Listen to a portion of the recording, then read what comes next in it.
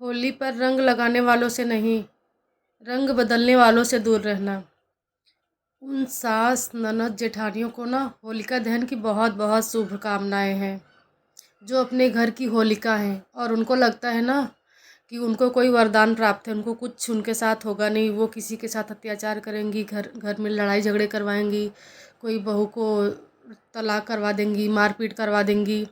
तो ना उन जो उनका घमंड है ना, तो मैं मानती हूँ कि भगवान उनको भी होलिका के जैसे उनका भी घमंड तोड़ देना।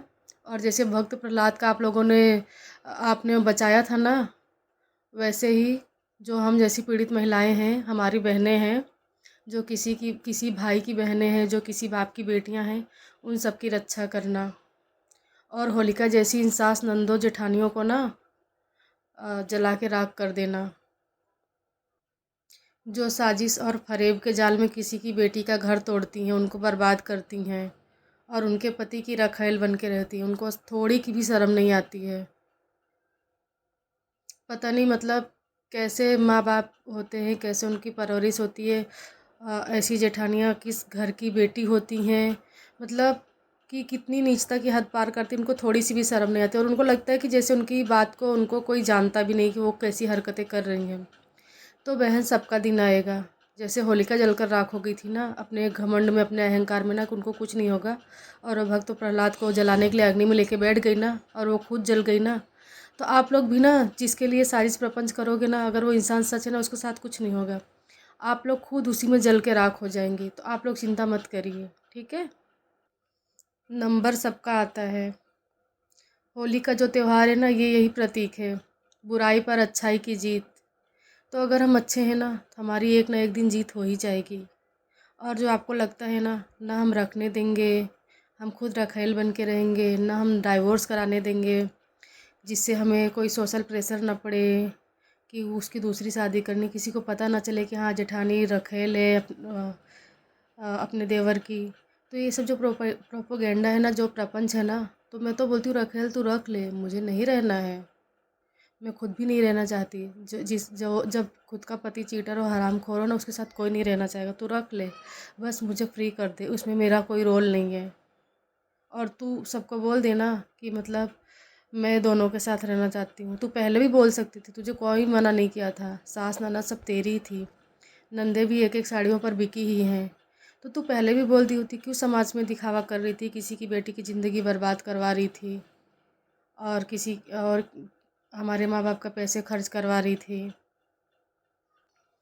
हमारे घरों में ना मतलब बहुत सारी महिलाएं थी, लेकिन ऐसा कोई नहीं था। मतलब मैंने आज आज तक अपने रिलेटिव्स रिश्तेदारों में भी नहीं देखा होगा कि मतलब कि जो जेठानी जो भाभी का वजूद होता है ना, बहुत उच्च ऊपर होता है, बहुत उच्च दर्जे का होता है, वो माँ के समान मानी जाती हैं।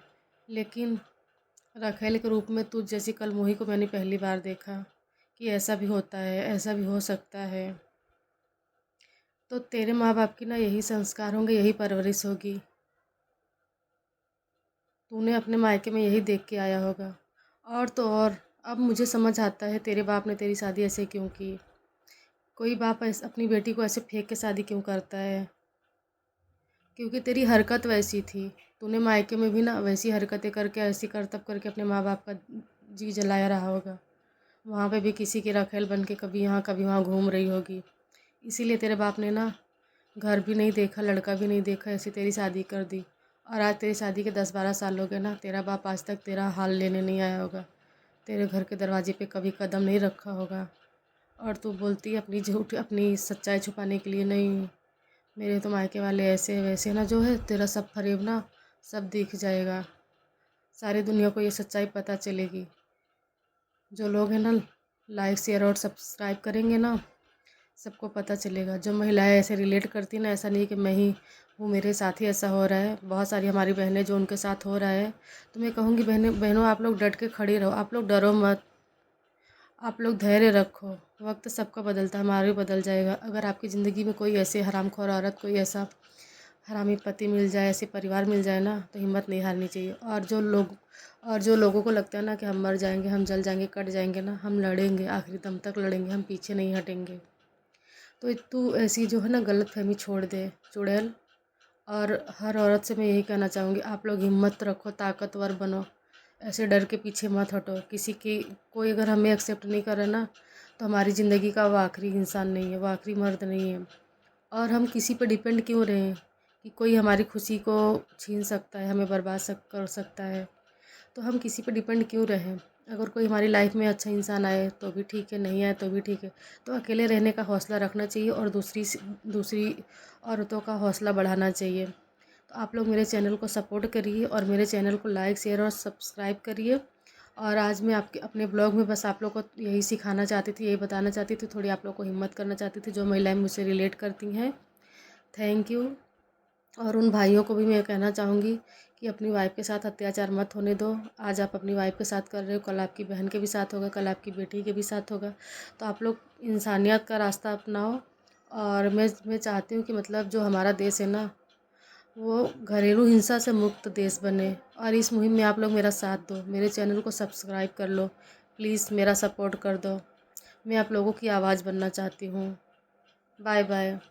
आज के ब्लॉग में बस इतना ही, फिर मिलूँगी मैं अपने नेक्स्ट ब्लॉग के साथ। अगर आप लोग सपोर्ट करते रहेंगे ना, तो मैं अपना दूसरा वीडियो भी अपलोड करती रहूँगी और आप लोग के क्वेश्चन का जवाब भी दूँगी। आप लोग जिस टॉपिक पे चाहेंगे ना, आपका किस टॉपिक पे मनोबल बढ़ाना है ना, मैं उस टॉपिक पे बना के आप लोग की ऐसे ही हेल्प करती रहूँगी। Thank you.